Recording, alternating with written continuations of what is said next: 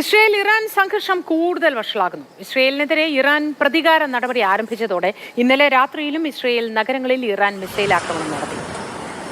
ഹൈഫയിലെ ആക്രമണത്തിൽ ഒട്ടേറെ പേർക്ക് പരിക്കേറ്റു.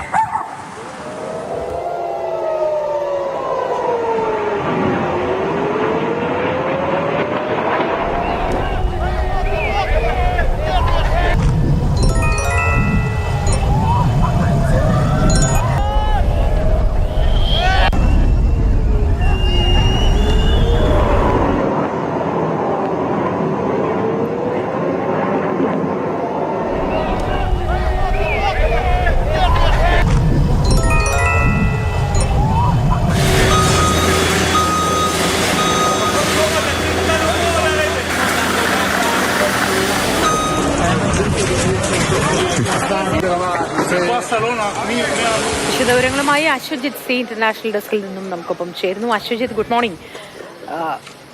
ഈ യുദ്ധം കൂടുതൽ രൂക്ഷമാകുന്ന സാഹചര്യത്തിൽ ആശങ്ക വളരെ രൂക്ഷമാണ്. പശ്ചിമേഷ്യൻ രാജ്യങ്ങളെയൊക്കെ ഇത് ബാധിക്കുമെന്ന ആശങ്കയിലാണ് ഉള്ളത്. എണ്ണവിലയുടെ വർധനവ്, ഇതിനൊപ്പം ഈ യുദ്ധക്കെടുതി എന്നത് നമ്മളെപ്പോഴും പറയുന്നൊരു കാര്യമാണ്.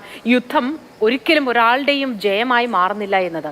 ഇത്രയും രൂക്ഷമായി തുടരുന്ന യുദ്ധത്തിൽ ഇപ്പോഴത്തെ നിലവിലെ സ്ഥിതി എന്താണ്? പരസ്പരമുള്ള ആക്രമണം തുടരാൻ തന്നെയാണോ ഇരു രാജ്യങ്ങളുടെയും തീരുമാനം? ലോക നേതാക്കളൊക്കെ ഏത് തരത്തിലാണ് ഇതിൽ ഇടപെടുന്നത്? Moti, good morning. അങ്ങനെ പറഞ്ഞു തുടങ്ങാവോ എന്നറിയില്ല. കാരണം ഓരോ ദിവസവും സാഹചര്യം വളരെ രൂക്ഷമാവുന്ന സ്ഥിതിയാണ് നമ്മൾ കാണുന്നത്. ഇന്നലെ രാത്രിയും അല്ലെങ്കിൽ ഇന്ന് പുലർച്ചയോടും കൂടിയും വളരെ കലുഷിതമായ ഒരു സാഹചര്യമാണ് പശ്ചിമേഷ്യയിൽ ആകെ നിലനിൽക്കുന്നത്. ഇറാനും ഇസ്രായേലും തിരിച്ചടിച്ചും അടിച്ചും പൂർണ്ണമായും ഒരു സംഘർഷ സാധ്യതയിലേക്ക് അല്ലെങ്കിൽ സംഘർഷ സാഹചര്യങ്ങളിലേക്ക് ഓരോ ദിവസവും പോകുന്നതാണ്. ഓരോ ദിവസവും അവിടെ നിന്ന് പുറത്തു വരുന്ന വിവരങ്ങൾ. ഏറ്റവും ഒടുവിലത്തെ അപ്ഡേറ്റ്സ് ഒന്ന് നോക്കിയാൽ ഈ ഇരു രാജ്യങ്ങൾക്കും കനത്ത നാശമാണ് കഴിഞ്ഞ രാത്രിയിലെ ആക്രമണത്തിൽ ഉണ്ടായിട്ടുള്ളത്. അതിൽ ഇസ്രായേലിലേക്ക് വന്നാൽ അവിടെ പ്രധാനപ്പെട്ട തുറമുഖ നഗരമായ ഹൈഫ, അവിടെയാണ് കഴിഞ്ഞ 2 ദിവസമായി ഇറാന്റെ മിസൈലുകൾ ചെന്ന് പതിച്ചത്. ഈ മേഖല വളരെ തന്ത്രപ്രധാനമാണ്. കാരണം ഇസ്രായേലിൻ്റെ ഒരു വ്യാവസായിക നഗരം കൂടിയാണ് ഈ ഹൈഫ. അതുകൊണ്ട് തന്നെ അവിടെ കേന്ദ്രീകരിച്ച് കൃത്യമായി മിസൈലുകൾ അയച്ച് ഇറാൻ അവിടെ വലിയ നാശം വരുത്തിയിരിക്കുന്നു എന്നതാണ് ഒടുവിൽ പുറത്തു വരുന്ന വിവരങ്ങൾ. ഇസ്രായേലിൽ ഏതാണ്ട് എനിക്ക് തോന്നുന്നു സമയം പുലർച്ചെ 5:30-6 മണി ആയിട്ടേ ഉള്ളൂ. ഈ വരുന്ന അല്ലെങ്കിൽ ഒരുപക്ഷെ വരുന്ന മണിക്കൂറുകളിൽ കൂടുതൽ എത്രത്തോളം വലിയ നാശമാണ് എന്നതിൻ്റെ വ്യാപ്തി മനസ്സിലാവും.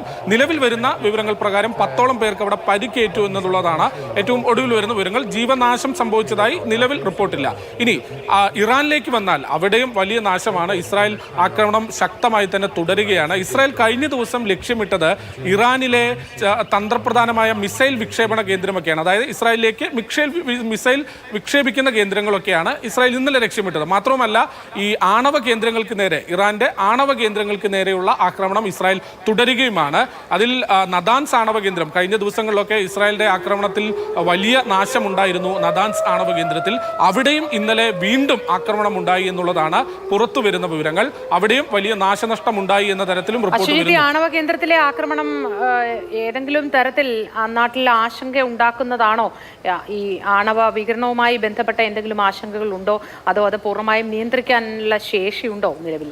അത് കഴിഞ്ഞ ദിവസങ്ങളിലൊക്കെ അന്താരാഷ്ട്ര ആണവ ഏജൻസികളൊക്കെ പുറത്തുവിട്ട വിവരങ്ങൾ പ്രകാരം അത് ആണവ വികേന്ദ്രീകരണത്തിലേക്കോ അല്ലെങ്കിൽ വലിയ ആശങ്കയിലേക്കോ പോയിട്ടില്ല എന്നതാണ്. പക്ഷേ ഇസ്രായേൽ കഴിഞ്ഞ ദിവസത്തെ ഇന്നലത്തെ ആക്രമണത്തിലൂടെ അവകാശപ്പെടുന്നത് ഈ നദാൻസ് ആണവ കേന്ദ്രത്തിൽ, അത് ഇറാന്റെ വളരെ തന്ത്രപ്രധാനമായൊരു ആണവ ഗവേഷണ കേന്ദ്രമാണ്.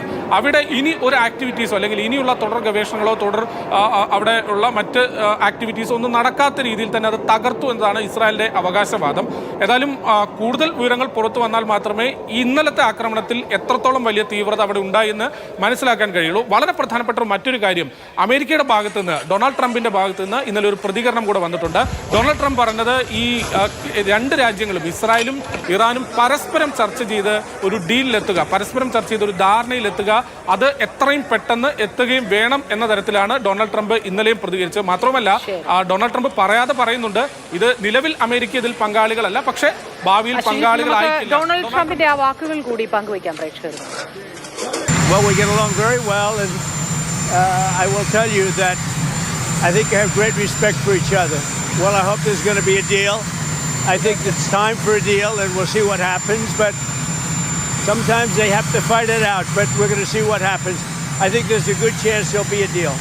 We do, yeah. Thank you very much, everybody. ശരി, അശ്വജിത്ത്.